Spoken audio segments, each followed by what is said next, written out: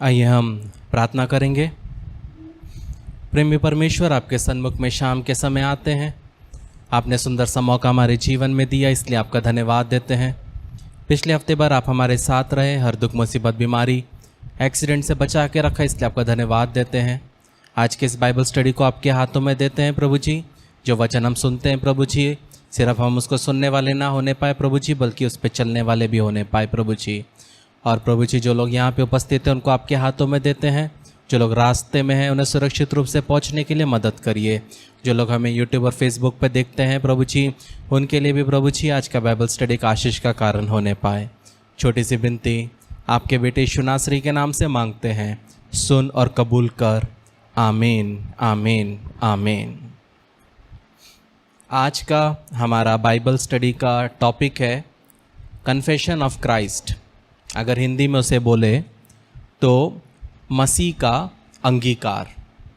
तो जब हम मसीह जीवन में रहते हैं, जब हम मसीह जीवन को जीते हैं, तो एक चीज़ जो बहुत ज़रूरी है हमारे जीवन में वो है मसीह का अंगीकार करना, यीशु मसीह के बारे में बताना।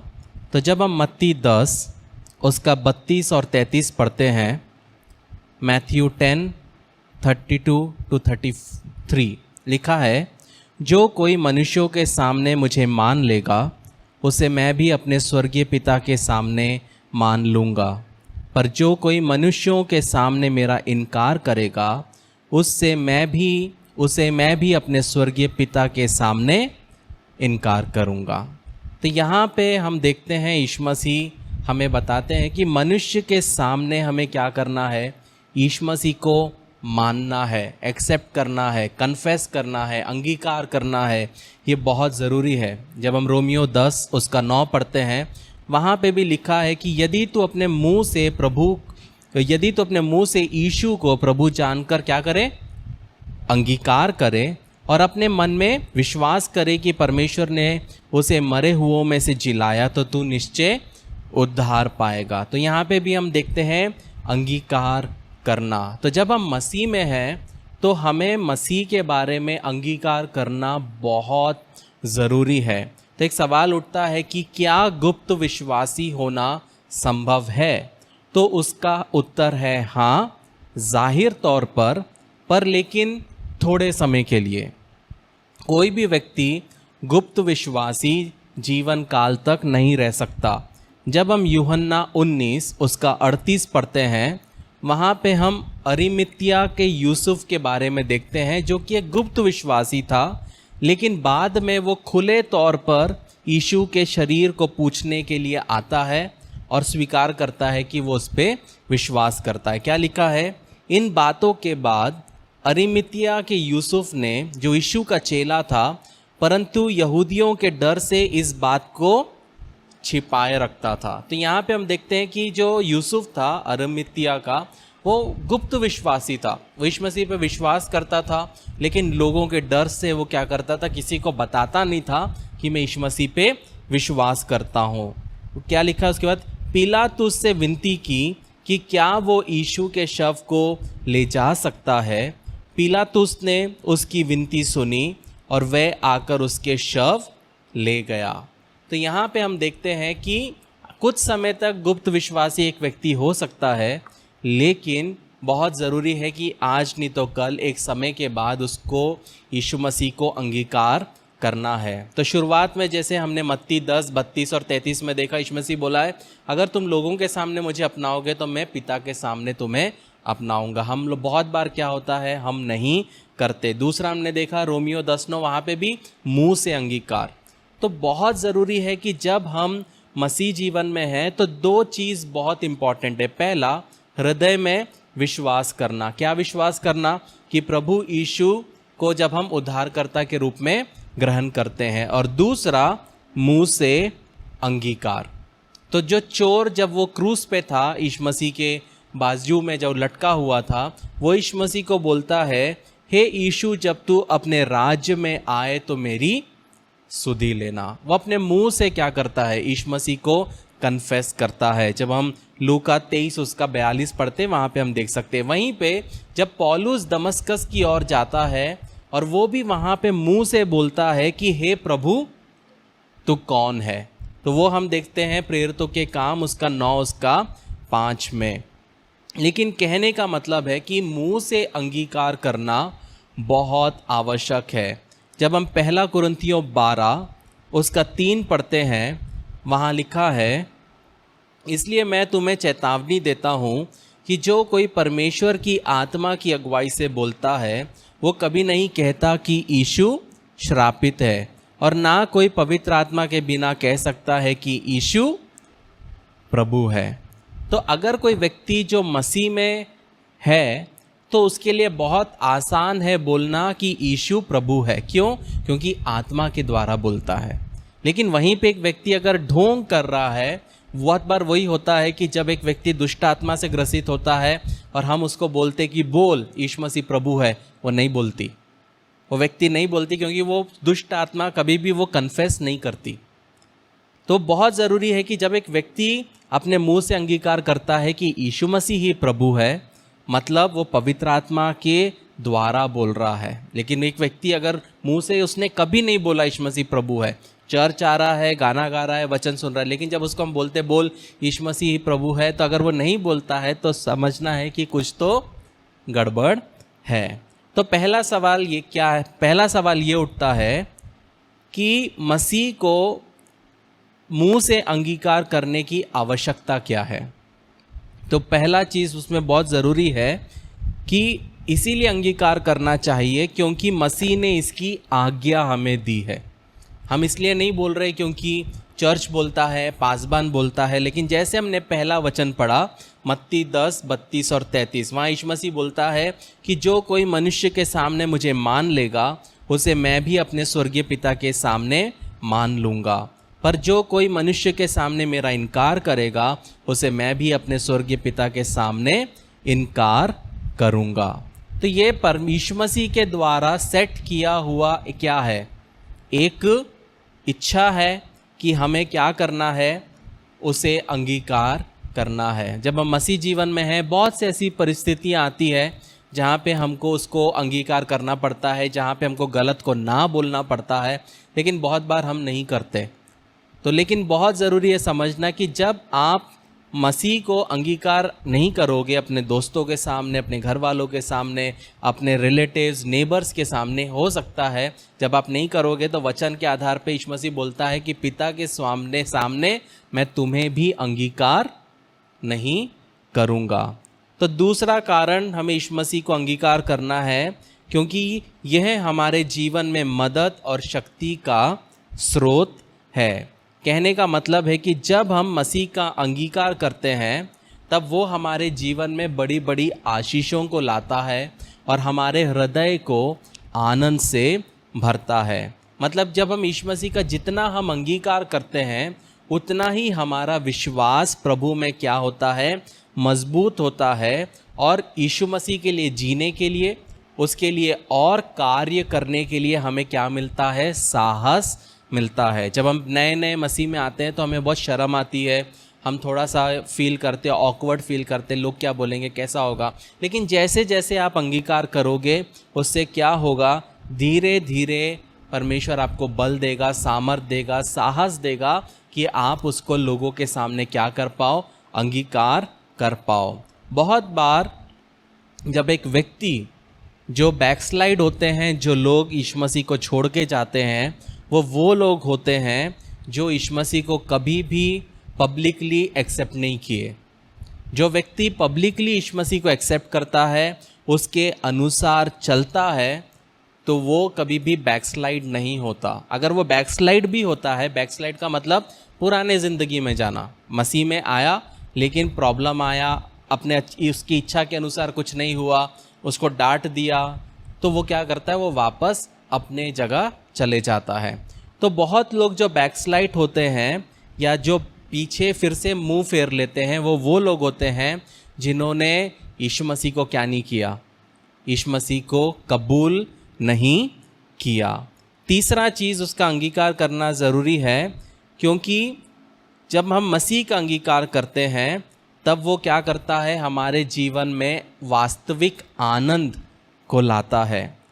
तो आनंद कैसे आता है? जब हम यीशु मसीह के आज्ञा को मानते हुए हम आगे बढ़ते हैं। चौथा चीज़ है कि जब हम आज्ञा को मानते हैं और जब मसीह जीवन में हम उसको अंगीकार करते हुए चलते हैं, तब वो हमारे क्या करता है? बहुत सारे समस्याओं का समाधान करता है। कैसे? दूसरे जानते हैं कि आप कौन हैं, आप किस चीज़ के लिए खड़े हैं, और वो आपके स्पष्ट रुख के लिए आपका सम्मान करते हैं। क्योंकि दुनिया एक कमज़ोर, कायर और गुप्त मसीह से घृणा करती है। दुनिया हमेशा एक्सेप्ट करती है या चाहती है कि एक मसीही क्या हो? साहसी हो। कहने का मतलब है कि जब आप मसीह में आते हैं तो बहुत सारी चीज़ें बदलती है, और जब आप क्या करते हो? जब आप मसीह में आके जो पहले करते थे उसको आप मना करते हो, तब आप क्या कर रहे हो? आप एक स्टैंडर्ड सेट कर रहे हो। वो स्टैंडर्ड सेट करने का मतलब है कि मेरी ज़िंदगी बदल गई है, मैं कौन हूँ, मैं प्रभु में कौन हूँ। तो जब मैं कहीं पे जाता हूँ या हम कोई फ्लैट्स में रहे हैं, हमेशा दिवाली के टाइम पे उनके तरफ से खाना आता है। जब फर्स्ट टाइम ही गए तब वो बोलते हैं कि ये खाना, हम क्या बोलते हैं? हमको नहीं चलता, हम नहीं ले सकते। थोड़े से वो दुखी होते, वो बोलते हैं वो भी तो क्रिश्चियन है, उनको तो चलता। मैंने बोला उनका मुझे पता नहीं, हमको नहीं चलता। पहली बार बोला, बुरा लगा उनको, लेकिन एक ही टाइम पे क्या किया? सेट कर दिया। तो जब आप कॉम्प्रोमाइज़ करते हो, लोगों को खुश करने की कोशिश करते हो, तो क्या होता है? बहुत बार आप पाप करते हो। आप सोचते हो कि ठीक है मैं खाऊंगा नहीं, ले लेता हूँ और फिर इसको किसी और को दे देता हूँ। गलत। आप जब मसीह में हो, हर परिस्थिति में आपको क्या करना है? अंगीकार करना है। बहुत लोग क्या करते हैं? ये सोचते हैं उसको बुरा लगेगा। क्या आपने सोचा प्रभु को बुरा लगेगा? प्रभु से बढ़कर इस दुनिया में कोई नहीं है, ना हमारे माता पिता, ना हमारे पति पत्नी, बच्चे, परिवार, कलीसिया, कोई नहीं। प्रभु और प्रभु के वचन से बढ़कर कोई नहीं। तो जब आप वो स्टैंडर्ड बना के रखोगे तो क्या होगा कि धीरे धीरे जो संसारिक प्रलोभन है, जैसे आपके दोस्त बुलाएंगे चल पब चल, चल यहाँ चल वहाँ चल, वो सब धीरे धीरे कट ऑफ हो जाएगा जब आप नहीं नहीं बोलोगे। और धीरे धीरे चर्च की गतिविधियाँ या चर्च के चीज़ या प्रभु के कामों में आप ज़्यादा टाइम इन्वेस्ट कर पाओगे। नहीं तो क्या होगा? आपको चर्च में भी जाना है, आपको दोस्त को भी खुश करना है, आपको मामा को भी खुश करना है। ऐसे करते करते जो प्रभु में आपको बढ़ना है वो आप नहीं बढ़ पाओगे। पांचवा चीज़ जो अंगीकार करने का ज़रूरी है कि इसीलिए अंगीकार करना है क्योंकि मसीह ने आपके लिए क्या किया। फॉर एग्ज़ाम्पल, मैंने पहले भी एग्ज़ाम्पल दिया है, अगर आपके जीवन में 1 करोड़ का लोन है, ठीक है, कोई व्यक्ति ऑल ऑफ अ सडन आता है और वो बोलता है कि मैं आपका 1 करोड़ का लोन पूरा दे देता हूँ, आप उस व्यक्ति के लिए क्या करोगे? आप ज़िंदगी भर क्या करोगे? उसके लिए धन्यवादी रहोगे। तो यीशु मसीह के बारे में सोचो। ये यीशु मसीह जो हमारे लिए मारा गया, हमारे लिए गाड़ा गया, हमारे लिए सब कुछ किया, उसकी मौत को आप सोचोगे या समझोगे तो आप बिलीव नहीं करोगे कि कैसे कोई इतना दर्दनाक मौत हमारे लिए सह सकता है। मतलब इतना वो हमसे उसने क्या किया? प्रेम किया। तो जब हम जानते हैं कि हम एक ऐसे उद्धारकर्ता के द्वारा बचाए गए हैं जो हमारे लिए उसने अपनी ज़िंदगी की कुर्बान की, तो सोचो हम क्यों ना उसका अंगीकार करें। तो बहुत ज़रूरी है जब हम मसीह जीवन में हैं तो हमें क्या करना है? यीशु मसीह का अंगीकार करना। और यीशु मसीह जो है उसने जब वो मरा तो एक कमरे के अंदर जाके नहीं मरा, एक गुफा में जाके नहीं मरा, बल्कि वो कहाँ मरा? वो एक पहाड़ के ऊपर, शहर के बाहर, मेन रोड पे, जब सब लोग जहाँ जाते हैं उसको देख सकते थे। और ऐसा भी नहीं था कि यीशु मसीह जब मरा तब यीशु मसीह क्या बोलते, छुप के मरा। यीशु मसीह सबके सामने मरा और नंगा मरा। हम लोग जब यीशु मसीह का चित्र देखते हैं या जो पोर्ट्रे करते हैं वहाँ पे यीशु मसीह को लंगोट पहनाते हैं, लेकिन जब असल में एक व्यक्ति को क्रूस पे चढ़ाया जाता है तो वो पूरा नंगा रहता है। तो वो शर्मनाक मौत आपकी और मेरे लिए उठाया है, तो क्या ज़रूरी नहीं है कि हम उसका अंगीकार करें? ये बहुत ज़रूरी है। तो दूसरा सवाल ये उठता है कि मसीह को अंगीकार करने के तरीके क्या हैं? हम किस प्रकार से यीशु मसीह को अंगीकार कर सकते हैं? पहला, चर्च में, जब हम कलीसिया में आते हैं, जब हम चर्च में आते हैं, हम पब्लिकली क्या करते हैं? अंगीकार करते हैं कि मैं यीशु मसीह पे विश्वास करता हूँ, करती हूँ। प्रार्थना सभाओं में, जब हम प्रार्थना सभा करते हैं, तब उसमें जब हम आते हैं, जब हम प्रार्थना करते हैं, वो दिखाता है कि हम यीशु मसीह को अंगीकार करते हैं। युवाओं के बीच में जब हम आते हैं, मिलते हैं, जब हम टेस्टमनी टाइम करते हैं, जब हम यीशु मसीह को बारे में स्टेज पे आके बोलते हैं कि यीशु मसीह ने मेरे लिए ये किया, मेरे लिए वो किया, तब हम क्या करते हैं? हम उसको अंगीकार कर रहे हैं कि यीशु मसीह को मैंने अपनाया है। दूसरा, हम अंगीकार करते हैं निजी तौर पे अपने दोस्तों से, अपने रिश्तेदारों से और अपने पड़ोसियों से, जब हम उनसे रोज़ ब रोज़ क्या करते हैं? बातचीत करते हैं। जब हम अपने दोस्तों से बात करते हैं या अपने रिश्तेदारों से बात करते हैं, अपने पड़ोसियों से बात करते हैं, तो हम क्या बात करते हैं? कैसे बात करते हैं? तो जब हमारे सामने ऐसा कुछ आता है तो बहुत ज़रूरी है हम उसको अंगीकार करें। जैसे मैं यहाँ आने के पहले शॉप में गया तो मुझे नहीं पता था वो मेरे को फॉलो करता है। वो मेरे को फॉलो, मैं ब्रेड लेने गया तो उसने बोला आप शूट पे जा रहे हैं क्या? तो मैंने उसको वहीं पे बताया कि मैं क्या हूँ, कहाँ जाता हूँ, क्या है, मैं प्रभु में हूँ, चर्च है, सब चीज़। जब मौका मिला अंगीकार करना, शर्म नहीं करना, कि जब परमेश्वर मौका दे रहा है, हम क्या हैं मसीह में, हम उनको इम्प्रेस करने के लिए यहाँ पे दुनिया में नहीं जी रहे हैं, लेकिन हम यीशु मसीह को इम्प्रेस करने के लिए, यीशु मसीह के लिए हम जीते हैं। तीसरा तरीका है जब हम सार्वजनिक रूप में बपतिस्मा लेते हैं। जब हम बपतिस्मा लेते हैं तब हम क्या करते हैं? कलीसिया के सामने, प्रभु के सामने हम क्या करते हैं? सार्वजनिक रूप में हम अंगीकार करते हैं कि मैं यीशु मसीह का हूँ और मैं यीशु मसीह के लिए जीता हूँ। चौथा है कि जब हम एक कलीसिया में जुड़ते हैं, जब हम एक कलीसिया में जुड़ते हैं, हम स्टेज में आते हैं, हम क्या करते हैं? हम शपथ लेते हैं कि मैं इस कलीसिया के साथ रहूँगा, विश्वास योग्य रहूँगा। तब भी हम क्या करते हैं? यीशु मसीह को अंगीकार करते हैं। और पांचवा चीज़ है जब हम प्रभु बोझ लेते हैं। जब हम प्रभु बोझ लेते हैं तब हम लोगों के सामने में क्या करते हैं? हम अंगीकार करते हैं कि मैं प्रभु का हूँ, हम प्रभु के हैं, हम यीशु मसीह के लिए जीते हैं। कहने का मतलब है कि अपने दोस्तों के सामने, अपने रिश्तेदारों के सामने और अजनबियों के सामने में यीशु मसीह को अपनाना लगता है सरल है, लेकिन ये बहुत कठिन है। हम सोचते हैं कि कोई भी आ जाए मैं प्रभु के बारे में बताऊंगा, ऐसा हमको लगता है। लेकिन जब हम वहाँ जाते हैं तो हम एकदम से क्या होते हैं? कॉन्शियस हो जाते हैं कि क्या सोचेगा मेरे बारे में, क्या सोचेगी मेरे बारे में, मेरी दोस्ती टूट गई तो बहुत ज़रूरी है कि इस तरीक़ों से हम क्या कर सकते हैं? हम यीशु मसीह के बारे में लोगों को बता सकते हैं। तीसरा सवाल ये उठता है कि मसीह का अंगीकार कितने बार करना चाहिए? क्या साल में एक बार करना चाहिए, या महीने में एक बार करना चाहिए, या हफ्ते में एक बार करना चाहिए? लेकिन उसका उत्तर ये है प्रियो कि ज़िंदगी के सांस तक, ज़िंदगी की आखिरी सांस तक आपको यीशु मसीह का अंगीकार करना है। अगर आप सच में प्रभु में हैं, सच में आपने यीशु मसीह को अपनाया है और आपका एक रिश्ता है, आप कभी भी चुप नहीं बैठ सकते।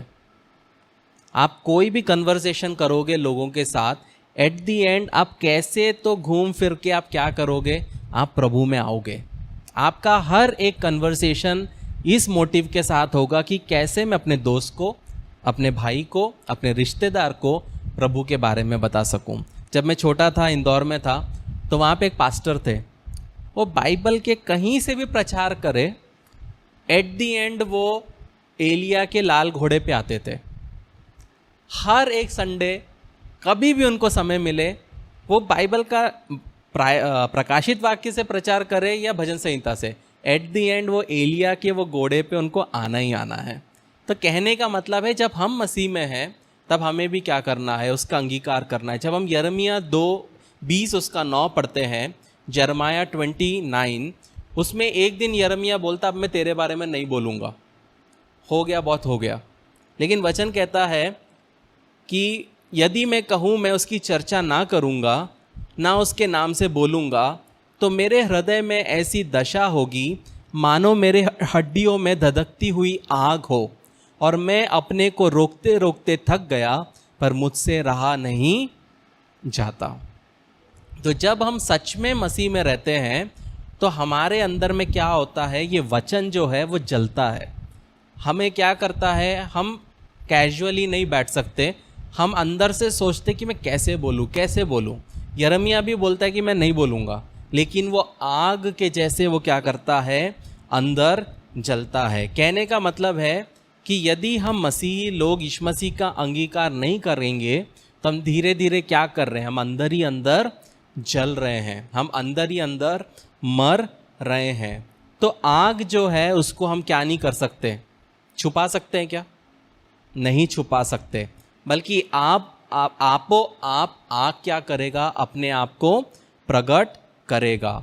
तो वैसे ही जब एक मसीही को बार बार क्या करना है, अंगीकार करते हुए रहना है। तो चौथा सवाल ये उठता है, हमें किसे यीशु मसीह के बारे में बताना है? अब आप बोल रहे हो, आप सीख रहे हैं हमें अंगीकार करना है, तो समझना भी है कि हमें किसे बताना है। तो जब हम प्रेरितों के काम 1 उसका 8 पढ़ते हैं, एक्ट्स 1:8, वहाँ लिखा है, परंतु जब पवित्र आत्मा तुम पर आएगा तब तुम सामर्थ पाओगे और यरूशलेम और सारे यहूदिया और समरिया में और पृथ्वी की छोर तक मेरे गवाह होंगे। तो यहाँ पे यीशु मसीह क्या बोलता है, जब पवित्र आत्मा तुम पर आएगा तब तुम सामर्थ पाओगे। ऐसा नहीं लिखा है कि जब पवित्र आत्मा पतरस पे आएगा या कोई एक चेले पे आएगा, तुम पे आएगा। तुम मतलब सबके लिए।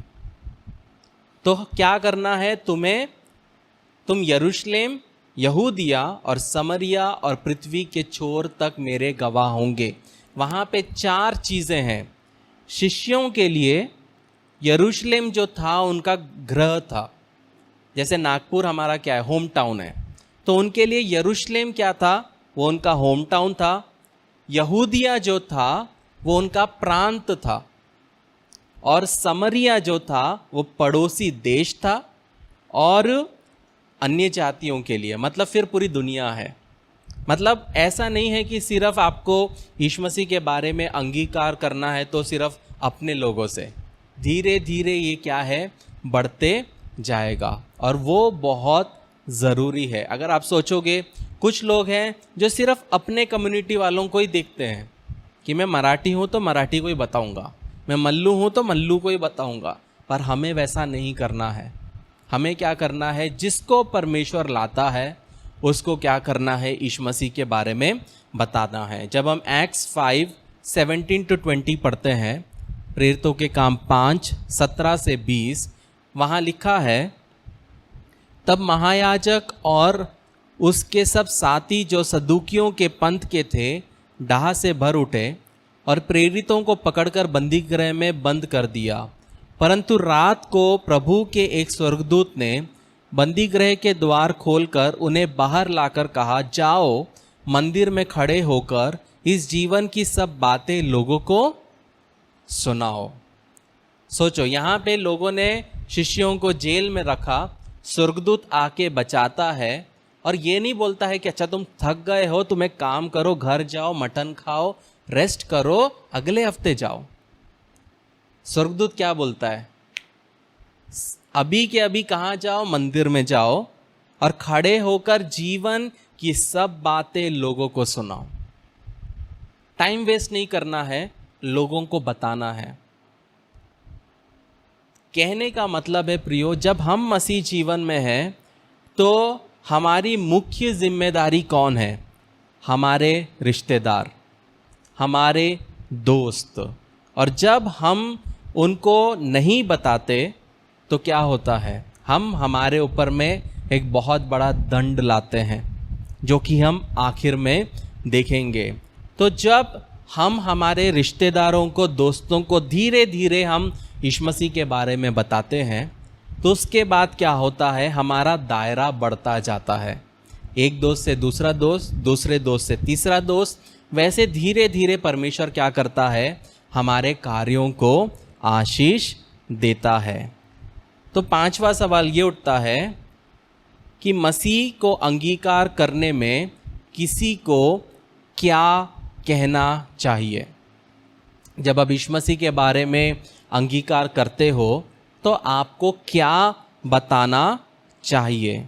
तो जब एक मसीही अंगीकार करता है यीशु मसीह को, तब वो क्या कर रहा है, वो यीशु मसीह का गवाह बन रहा है। वो यीशु मसीह के लिए एक विटनेस बन रहा है। कहने का मतलब है वो एक साक्षी बन रहा है जो कुछ वो जानता है। फॉर एग्जाम्पल, अगर किसी का मर्डर होता है तो वो मर्डर को एक्यूज करने के लिए, या उस व्यक्ति ने किया है, क्या लाते हैं लोग कोर्ट में, गवाह। तो जब हम यीशु मसीह पे विश्वास करते हैं, हम यीशु मसीह को करीब से जानते हैं, तब हम यीशु मसीह के क्या बनते हैं, गवाह होते हैं।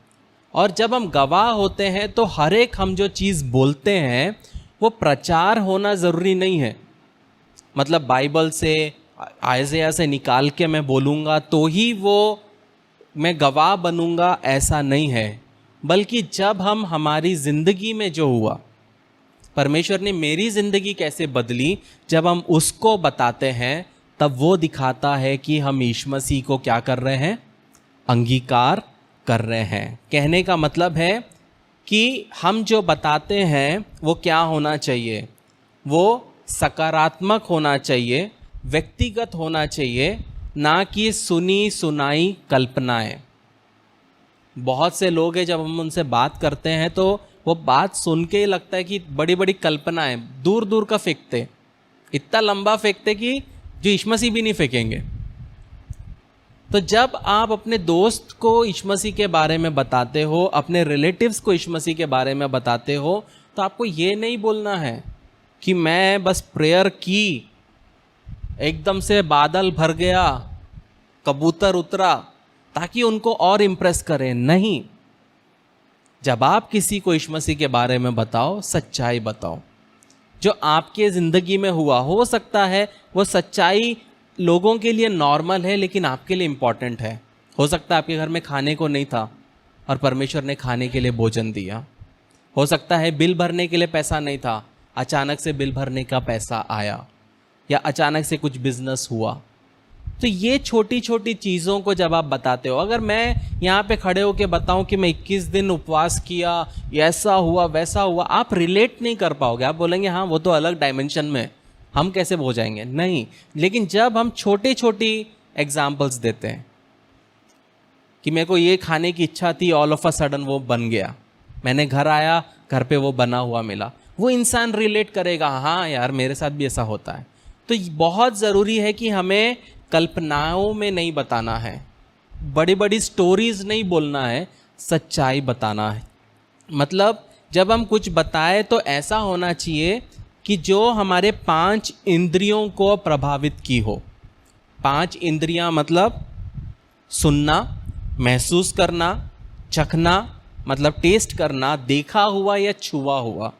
जब हम 5 इंद्रियों के बेसिस में हम किसी को अपनी गवाही बताते हैं, तब वो क्या होता है, वो अच्छे से रिलेट कर पाता है। जो व्यक्ति को तीसरा स्वर्ग नहीं पता और आप बोलोगे कि मैं तीसरे स्वर्ग तक गया, उसको क्या पता। तो वो रिलेट करने के लिए अपने आप को हमें उसके लिए तैयार करना बहुत ज़रूरी है। और कुछ चीज़ें भी हैं उसके साथ। पहला चीज़ ये है कि जब हम किसी को यीशु मसीह के बारे में बताते हैं तो बहुत ज़रूरी है कि पहले खुद हम सुधरे, हम खुद बचाए जा नहीं पाए। अगर हम खुद पाप में हैं, पाप के दलदल में है, तो कभी भी दूसरे के सामने हम क्या ना करें, हम बचाने ना जाएं। पहले हम खुद को सुधारें, ताकि जब कोई हमसे क्रॉस एग्जामिनेशन करे कोई हमको बोले कि तेरा ज़िंदगी ऐसा है, तो अब उसको हम क्या कर पाए, जवाब दे पाए।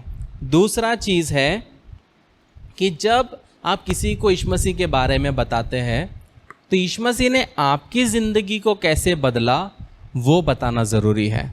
सिंपल चीज़ें जो है वो बताना बहुत आवश्यक है। ये ज़रूरी नहीं है कि हर एक के ज़िंदगी में यीशु मसीह बड़े बड़े चमत्कार करे, लेकिन हर ज़िंदगी में भले वो छोटा हो या बड़ा, उसके लिए वो बड़ा है। अंबानी बोलेगा जब तक मेरे को 20 करोड़ का टेंडर नहीं मिलेगा वो उसके लिए बड़ा मिरेकल नहीं है, लेकिन वहीं पे जो एक झोपड़ी में है और उसके घर के वो बाहर में 1 किलो चावल भी आ गया, वो उसके लिए क्या है, मिरेकल है।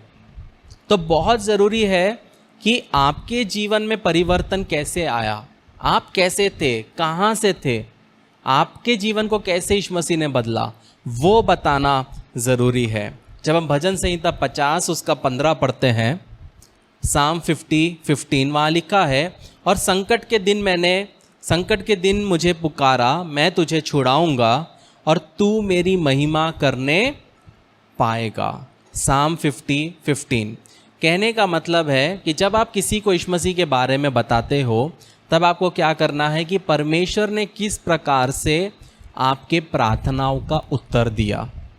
जब आप लोगों को बताओगे कि मैं ऐसे ऐसे परिस्थिति से जाती थी, मैंने प्रार्थना किया, परमेश्वर ने मेरे परिस्थिति को बदला, मेरे पुकार को सुना, तो क्या बताते हैं कि हमारा परमेश्वर जीवित है। वो बोलेंगे कि आपने कितना दक्षिणा दिया, आपने कितना रुपए दिया, आप बोलेंगे मैंने कुछ नहीं दिया। क्या बलि किया, कुछ नहीं किया। क्या दिया, कुछ नहीं दिया। फिर कैसे हुआ, एक ही नाम, यीशु नाम। तो बहुत ज़रूरी है कि आपके प्रार्थनाओं का उत्तर कैसे परमेश्वर ने दिया वो अपने लोगों को बताना, दोस्तों को बताना। कैसे आपके जीवन में परिस्थिति खराब थी और परमेश्वर ने प्रार्थना का उत्तर दिया। कहने का मतलब है कि यदि आप कहते हो कि मैं बचाया गया हूँ और वास्तव में खुश हूँ, तो बहुत ज़रूरी है कि लोग आपकी ईमानदारी को सुनेंगे। लेकिन वहीं पे आप बोलोगे कि मैं बहुत खुश हूँ और मरे हुए जैसे दिख रहे हो, तो क्या कोई आप पे विश्वास करेगा? नहीं करेगा। कहने का मतलब है कि जब हम किसी को लोगों के मसीह के बारे में बताते हैं तो रियल होना बहुत ज़रूरी है। आप जैसे हैं आपको क्या करना है, सच्चाई बताना है। 5वां चीज़, जब आप बताते हो तो आपको क्या करना है कि पाप और प्रलोभन पर व्यक्तिगत जीत के बारे में बताएं। जब आप मसीह में नहीं थे क्या क्या गलत आप करते थे, और जब आप मसीह में आए कैसे आप उन गलत चीज़ों से बाहर निकले, ये बताना बहुत ज़रूरी है। अगर आप सोचोगे कि मैं सामने वाले को सिर्फ अच्छा ही बताऊंगा तो आप उसको जीत नहीं सकते, क्योंकि आप कभी रिलेट नहीं कर सकते। क्योंकि सामने वाला 98% लोग क्या है, गलत रास्ते पे हैं। तो बहुत ज़रूरी है कि किस तरह परमेश्वर ने आपके पाप भरे जीवन को बदला, वो चीज़ बताना ज़रूरी है। आप बोलोगे मैं अपनी बदनामी क्यों करूं, वो बदनामी नहीं है प्रियो। हर एक व्यक्ति का एक पास्ट है, हर एक व्यक्ति ने कुछ गलत किया है। कुछ लोग बोलेंगे, कुछ व्यक्तियों का बस इतना प्रॉब्लम है या ये बात है कि कुछ लोगों की गलतियां बाहर दिखती है, कुछ लोगों की गलतियां किसी को नहीं पता। और जस्ट बिकॉज किसी की गलतियां बाहर दिखती है तो लोगों को लगता है ये बड़ा पापी है, जबकि खुद पाप के भंडार में बैठे हुए हैं। तो कहने का मतलब है हर एक व्यक्ति के जीवन में क्या है, पाप है। किसी के पाप दिखते हैं, किसी के पाप नहीं दिखते। तो इसीलिए बहुत ज़रूरी है कि हम कैसे थे, हम क्या थे, वो सच्चाई बताना, ताकि सामने वाला इंसान क्या करे, आपको रिलेट करे। छठा चीज़, जब आप किसी को यीशु मसीह के बारे में बताते हो तो आपका पसंदीदा वचन क्या है, किस तरह परमेश्वर ने वचन से आपसे बात किया। आप सो रहे थे, आप दुखी थे, आप निराशा में थे, ऑल ऑफ अ सडन हो सकता है आपने फेसबुक स्क्रॉल किया तो एक वचन आया, मैं तेरे संग हूँ, मत डर। वो एक छोटा सा वचन, किस तरह उस वचन ने आपसे बात किया। आपके सामने में घोर अंधेरा था, आप डिप्रेशन में थे, आप दुखी थे, निराशा में थे, लेकिन उस वचन ने आपका क्या किया, मनोबल बढ़ाया। कहने का मतलब है बहुत ज़रूरी है प्रियो कि जब हमको यीशु मसीह के बारे में बताना है, हमें अपने आप को तैयार करना बहुत ज़रूरी है। और आखिर चीज़, जब हम यीशु मसीह के बारे में बताते हैं तो हमें उन्हें सुसमाचार बताना है। सुसमाचार बताने का मतलब है यीशु मसीह उनके लिए आया, मारा गया, गाड़ा गया और तीसरे दिन जी उठा। जी उठने के बाद यीशु मसीह घूमने के लिए नहीं चले गए, यीशु मसीह स्वर्ग में गए और जल्द वापस आने वाले हैं। उसके बाद भविष्य में हम सबका न्याय होगा। ये चीज़ें क्या करना है, आपको बताना है। तो जब आप इस तरह से अपने दोस्त को आप बताओगे, तब पवित्र आत्मा वहाँ पे क्या करेगा, काम करेगा और वो सच्चाई को जानने पाओगे। सेकंड लास्ट क्वेश्चन ये उठता है कि मसीह को अंगीकार करने में क्या बाधाएं हैं। बहुत बार लोग अंगीकार नहीं कर पाते क्योंकि कुछ प्रॉब्लम्स आती है, हिंड्रेंसेस आते हैं। पहला चीज़ ये है कि वो मनुष्य से डरते हैं। मनुष्य से भय, नतीजों का भय, लोग क्या कहेंगे उसका भय। ये तीन भय के वजह से पहला कारण है लोग यीशु मसीह का अंगीकार नहीं करते। मतलब चर्च में आते हैं तो प्रभु प्रभु,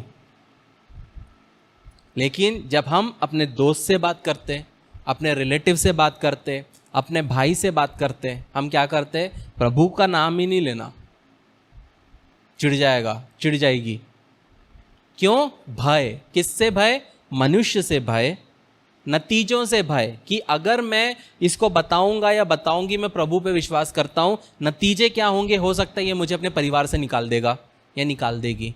नतीजों से भय की वजह से बहुत लोग यीशु मसीह का अंगीकार नहीं करते। और तीसरा है लोग क्या कहेंगे। एक चीज हमेशा याद रखना प्रियो, अगर आपको जिंदगी में आगे बढ़ना है तो आप कभी नहीं सोच सकते लोग क्या कहेंगे, क्योंकि लोगों का काम है कहना। एक गाना है क्रिश्चियन सॉन्ग, पता नहीं आप सुने कि नहीं, उसका बोली ये है, लोग तो कहते रहेंगे, लोगों का काम है कहना, जमाने भर से जमाना दुश्मन रहा है हमारा, उनके कहने से अब तलक ना कुछ हुआ है और होगा, जो कुछ हुआ है और होगा खुदाए मंजूर होगा। लोग तो कहते रहेंगे, लोगों का काम है कहना, जमाने भर से जमाना दुश्मन रहा है हमारा। उनके कहने से अब तलक ना आपके घर में कोई एफडी आया है, ना आपके घर में कोई सोना आया है, ना आपके घर में कोई चांदी आया है, लेकिन जो कुछ हुआ है और जो कुछ होगा वो किसके मंजूर होगा? खुदाए मंजूर होगा। कहने का मतलब है, अगर आप ये सोचो कि वो क्या बोलेगी, ये क्या बोलेगा, आप कभी जिंदगी जी नहीं पाओगे, आप इंजॉय कभी नहीं कर पाओगे। लाइफ इंजॉय करने का मतलब गलत नहीं, प्रभु के लिए नहीं जी पाओगे। आप कितना भी अच्छा कर लो, दो लोग आपको मिलेंगे जो आपकी कमियां निकालेंगे। आप कपड़ा सर पे डालोगे तो बोलने वाले रहेंगे, नहीं डालोगे तो बोलने वाले रहेंगे, सैंडल पहनेंगे तो बोलने वाले रहेंगे, स्लैक्स पहनेंगे तो बोलने वाले रहेंगे, वाइट पहनेंगे तो बोलने वाले रहेंगे, बाल लंबे करोगे तो बोलने वाले रहेंगे, बोलने वाले जिंदगी भर रहेंगे। लेकिन हमको उनको नहीं देखना है, हमें क्या करना है? यीशु मसीह के अनुसार चलना है। जब हम 2 तिमोथी 1 उसका 7 पढ़ते हैं, क्या लिखा है? क्योंकि परमेश्वर ने हमें भय की नहीं पर सामर्थ और प्रेम और संयम की आत्मा दी है। हमें डर की आत्मा नहीं दी है। अगर आपको यीशु मसीह के बारे में बताने में डर लग रहा है तो आपको समझना है कि ये परमेश्वर का आत्मा नहीं है, क्योंकि परमेश्वर का आत्मा कभी भी क्या नहीं करता, डराता नहीं। तो पहला कारण है कि हम क्यों अंगीकार नहीं करते, पहला कारण है मनुष्य का भय, नतीजों का भय, लोग क्या कहेंगे। दूसरा, शर्मिंदगी। बहुत बार जब हम मसीह में हैं हम शर्मिंदगी के साथ रहते हैं, हमको लगता है लोग मेरे बारे में क्या कहेंगे। जब हम दूसरा तिमोथी 1 उसका 8 पढ़ते हैं, वहाँ लिखा है 2 तिमोथी 1:8, इसलिए हमारे प्रभु की गवाही से और मुझसे जो कुछ उसका कैदी हूँ लज्जित ना हो, पर उस परमेश्वर की सामर्थ के अनुसार सुसमाचार के लिए मेरे साथ दुख उठा। बहुत बार हम क्या होते हैं, हम लज्जित होते हैं, हम शर्मिंदगी महसूस करते हैं। मेरे एक घर पे जहाँ रहता था वहाँ पे एक जेरोक्स का दुकान था, तो जब भी मैं उसके पास जाता था या मेरे को कुछ प्रिंट आउट लेना है कुछ भी, वो हमेशा मेरे को ऐसा बोलता था। तो मैं पहले नहीं समझता था ऐसा क्यों बोल रहा है, बोले तुम लोग तो चर्च में किसी किसी करते ना।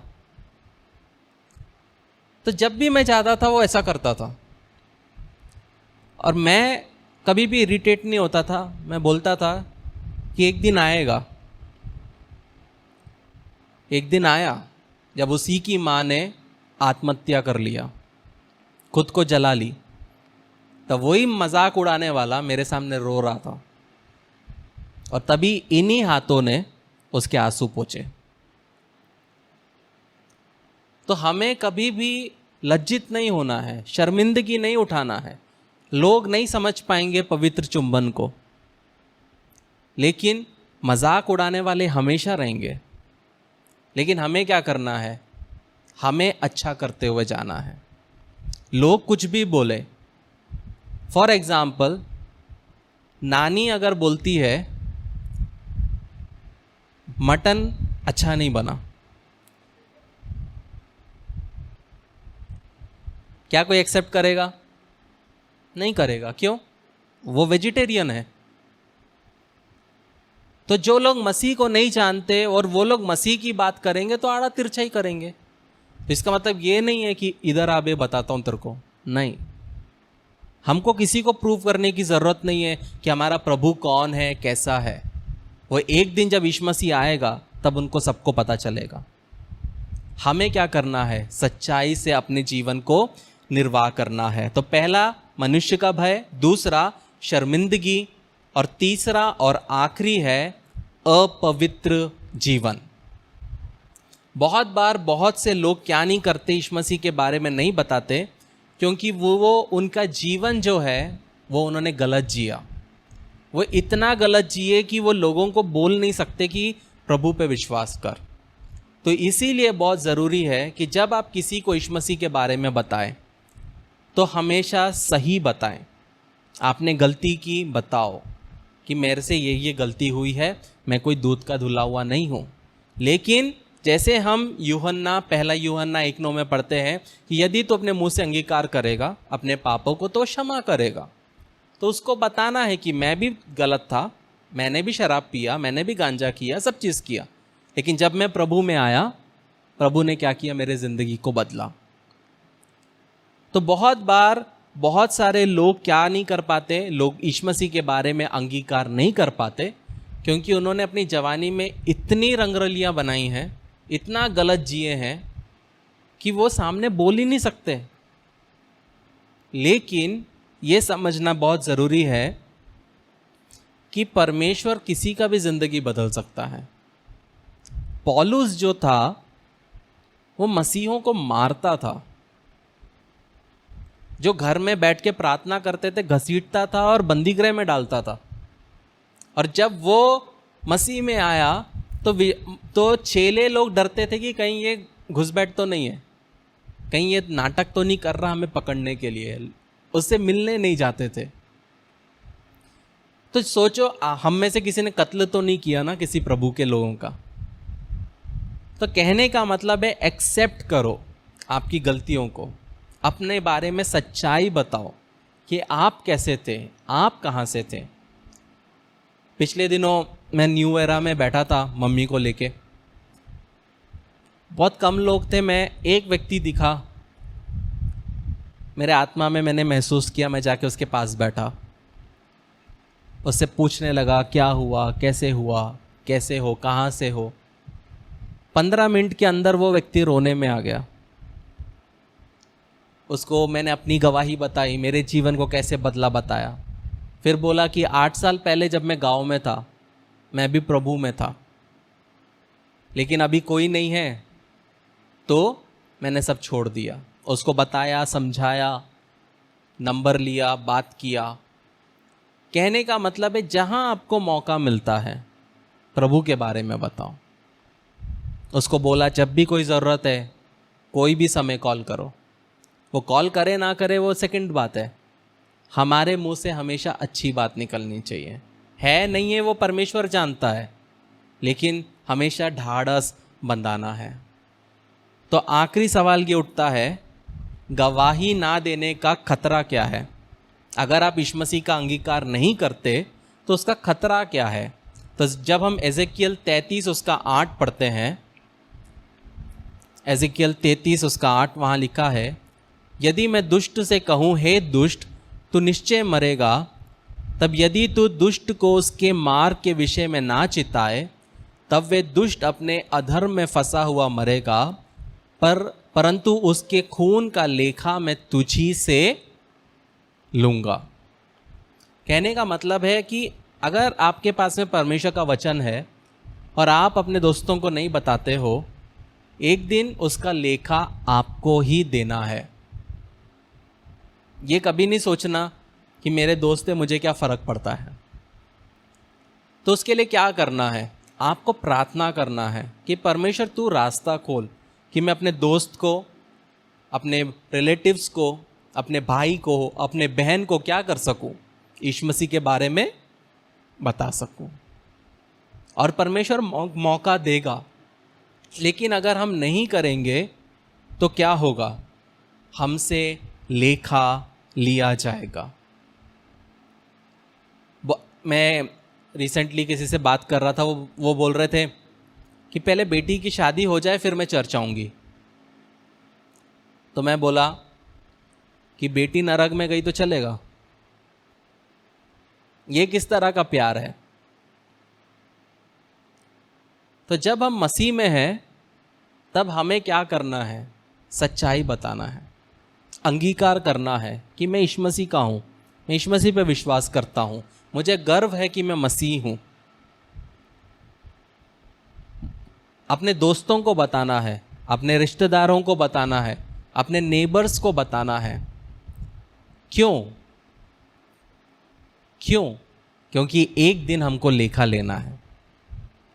एक बार एक परमेश्वर के दास एक होटल में रुके थे और बाजू में लड़ाई झगड़ा चल रहा था। एक इंसान फ़ोन पे बहुत झगड़ा कर रहा था और बार बार ये परमेश्वर के दास के अंदर में आ रहा था कि मैं जाऊं बात करूं। फिर अंदर से एक और चीज़, मैं तो अभी प्रचार करके आया, मैं तो बहुत थक गया, कल भी मुझे सुबह प्रचार करना है, वो सो गया। दूसरे दिन खटखट आया तो पुलिस आई और पुलिस बोला तुमको रूम खाली करना है, बाजू वाला व्यक्ति ने आत्महत्या कर लिया है। तो परमेश्वर का दास गिल्ट से भर गया कि काश मैं उससे बात कर लेता, तो हो सकता था आज वो जिंदा होता।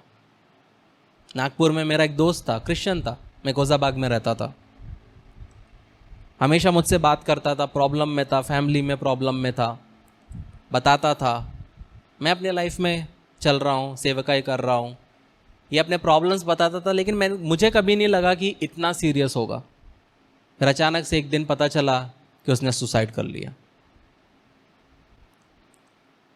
तो आज भी वो चीज़ खाता है, आज भी वो चीज़ मुझे खाता है कि काश मुझसे बात कर लेता या काश मैं एक बार मिल लेता। मैंने इग्नोर मारा। हो सकता है कुछ लोग बोलते हैं कि ऐसा कोई पाप नहीं जो यीशु मसीह माफ़ नहीं कर सकता, तो जो लोग सुसाइड भी करते हैं वो भी स्वर्ग जाएंगे, ऐसा बोलते हैं। बाइबल ऐसा नहीं सिखाता, पर समटाइम्स आई विश कि वो सच हो, क्योंकि बहुत से लोग हैं जिनको हम खो दिए हैं हमारे नेग्लिजेंस की वजह से। और लगता है कि अगर परमेश्वर उनको अनुमति दे ना दे, मैं नहीं जानता, बाइबल कुछ क्लियर नहीं है उस बारे में। बाइबल के हिसाब से तो जो फांसी लगाया, जो आत्महत्या किया, वो परमेश्वर के दान को क्या करता है, तुच्छ जानता है, तो उसको स्वर्ग राज्य नहीं मिलना चाहिए। लेकिन बहुत से लोग ये सिखाते हैं कि अगर आप आत्महत्या भी करो तो आपको स्वर्ग मिलेगा, जो कि मेरे हिसाब से गलत है। लेकिन एज अ ह्यूमन बीइंग, एक मनुष्य होने के नाते अपने दोस्तों को खोया है, कभी कभी लगता है कि काश परमेश्वर उन पर दया करे। कहने का मतलब है प्रियो कि हमसे लेखा लिया जाएगा, हमको उसके लिए हमेशा तैयार रहना है। जब हम प्रकाशित वाक्य 2:10 पढ़ते हैं, वहाँ लिखा है रेवलेशन 2:10, जो दुख तुझको झेलने होंगे उनसे मत डर, क्योंकि देखो शैतान तुम में से कुछ को जेल खाने में डालने पर है, ताकि तुम परखे जाओ, और तुम्हें 10 दिन तक क्लेश उठाना होगा। प्राण देने तक विश्वासी रहे तो मैं तुझे जीवन का मुकुट दूंगा। प्राण देने तक क्या रहना है? विश्वासी होके। जो समय मिलता है यीशु मसीह के बारे में बताओ।